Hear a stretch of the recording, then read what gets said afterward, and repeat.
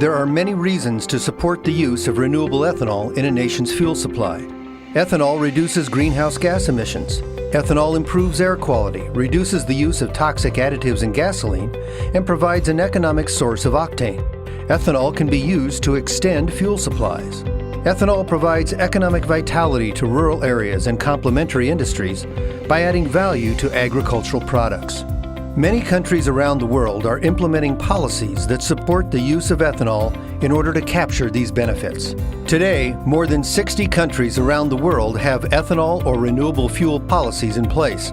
There are 4 basic policy tools that support the production and consumption of fuel ethanol: air quality improvement, environmental goals and strategies, incentives and penalties, administration, and trade, providing a steady supply of ethanol.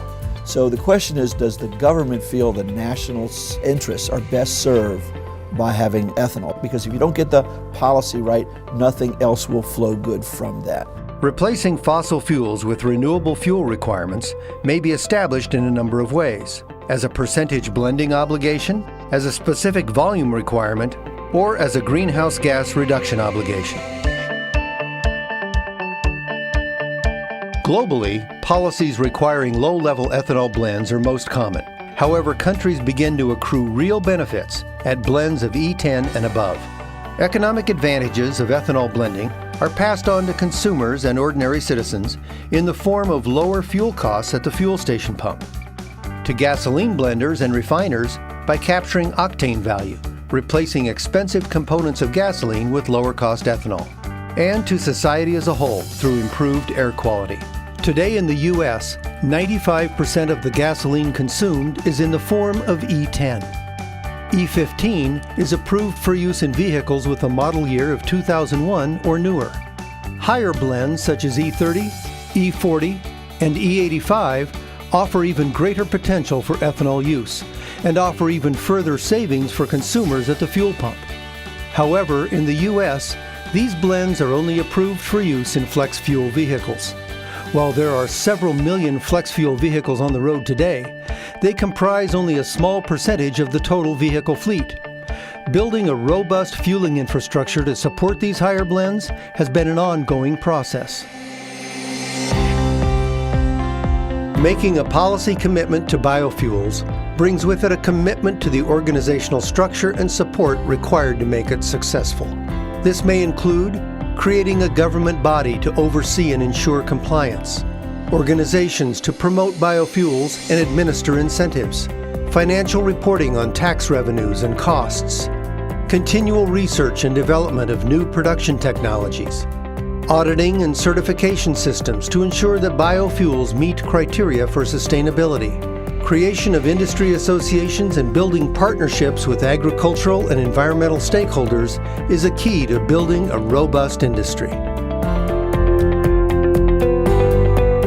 The key to effective ethanol policy is ensuring a consistent and reliable supply of ethanol for fuel suppliers and consumers. This is important for countries with new ethanol policies that have not built out sufficient production or infrastructure capacity, as well as for countries with established ethanol policies that have high agricultural production costs.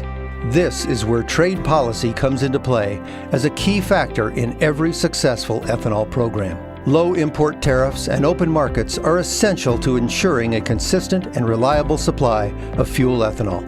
Guaranteed access to ethanol creates consistent supply and supports access to credit so that countries can build out domestic capacity and infrastructure.